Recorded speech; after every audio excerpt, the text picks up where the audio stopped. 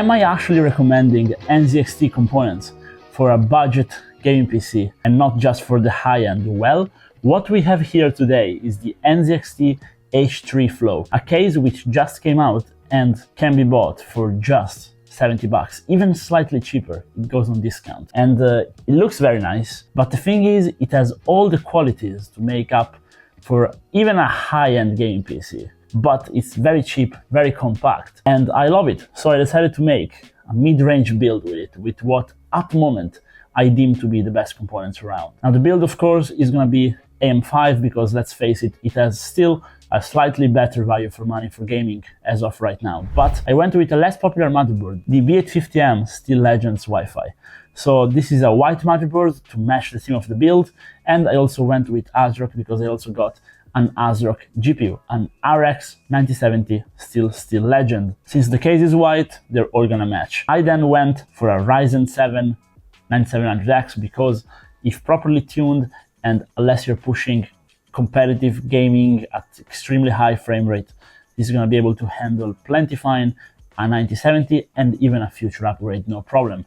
To make it go a bit faster, we went with some decent RAM from XPG. Now this RAM is not exactly what I recommend, but I recommend you guys check out my video about RAM pricing because currently the pricing is not the best, and I think you should probably find some other ways to source your RAM. I'm not really recommending this kit, but prices are high and this is what you could get for cheap. Then I went with Kingston with a nice NVU-free 2TB, very stable for a build like this, and it still delivers a very good 6000 megabytes per second on the Gen 4 interface. To keep the CPU cool and to allow me to be able to actually overclock it and undervolt it and even play around with the voltage on the RAM a little bit, I went with the Arctic Liquid Freezer 3 240. Now they just released the Pro version, which I reviewed in a dedicated video, which you will find on my channel too, but the non-Pro version is currently on discount, and even though the Pro version is a bit better, I find this is very good. I did hear a bit of complaints from you guys about pump noise, so this time I went with the split cable to control separately the VRM, the CPU fan, and the actual pump. So I could set the pump to a nice 70%. I find at that percentage, you literally cannot hear it whatsoever. The Pro version has a quieter pump and quieter fans overall, so I think the problem is less present there. Now to power everything up, since we're going with an AMD GPU, the RX 9070 Steel Legends, not the XT because I find this time there was enough price difference. Usually, if the price difference is too small, you're better off just getting the XT, but the 9070 is a great card. It's faster than an RX 5070, and it runs cool, it runs quiet, no coil whine on this model.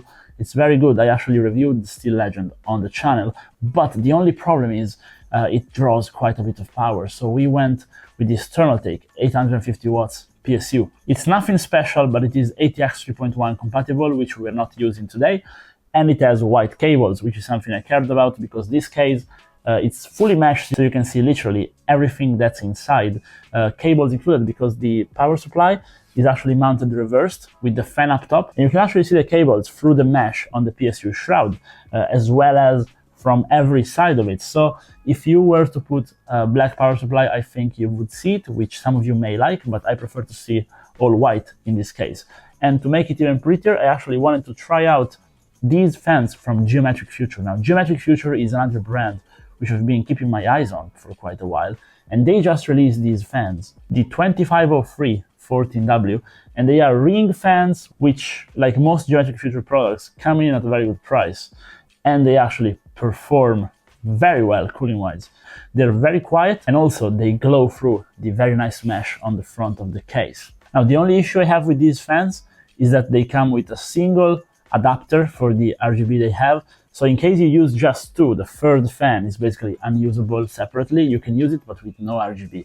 So that's really the only issue I have with them. It's a minor issue, but I think if they could include one extra RGB cable, it would be perfect. But overall, I like the looks of them, and they are fully recommended for me. So with that, we actually finished the build. Now, as usual, you will find all the parts linked down below in the description, but how does this thing actually run? Well, first of all, noise.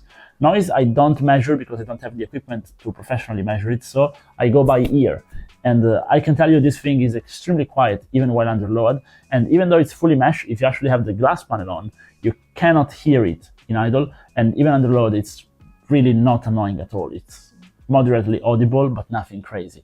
While doing that, the temperatures are great. I will show you the temperature in Firestrike after a full Firestrike run, which, as you can see, has a very good score. These are stock temperatures, so to properly give it a look. I'll also show you the temperatures after running 30 minutes of Priority 5, and as you can see, those are also in check.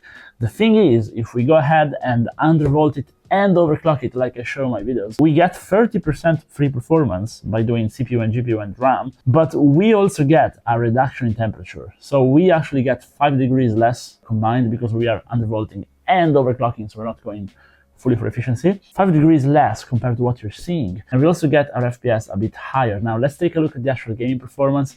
This time I only tested Apex Legends, but I tested it at a variety of resolutions. And basically, this thing is a beast. You can play comparatively not only at 1080p, but also at 1440p, doing well over 240 Hz, no problem. And this also means that for every single player title, you're gonna be fine with high details, no problem, both at 1080p and at 1440p. And of course, you can play competitively, even at 1080p, 360 Hz, no problem with this. So I'm very happy to see NZXT actually making a case for the very entry level segment, because this is, I think, their cheapest case to date, and it is a very good case. I could see myself even building with an RTX 5080 inside here and a Ryzen 9 9950X 3D, no problem, because it actually has space for a 280mm all-in-one as well, which means I could go with a larger all-in-one and cool even a Ryzen 9. And thermals are no issues whatsoever as long as you go with good fans on the front to properly complement the airflow. So with that said, as usual, I want to hear what you guys think about this build. I forgot maybe the price range, but I think I put it in the title or thumbnail. But a thing like this, if you build it yourself, it's gonna cost you around 1,500 bucks, which I think is extraordinarily good value for a PC like this. If you take off like the expensive RAM and other things, you can probably get it right over the 1,000 bucks. But I think it's pushing it a little bit. It's tough to get deals that good. I think 1,500 is what anyone is going to be able to get. But as usual, if you guys have any advice on how to make it better, drop a comment down below. If you watched the video this far, drop a like and subscribe. Bye bye.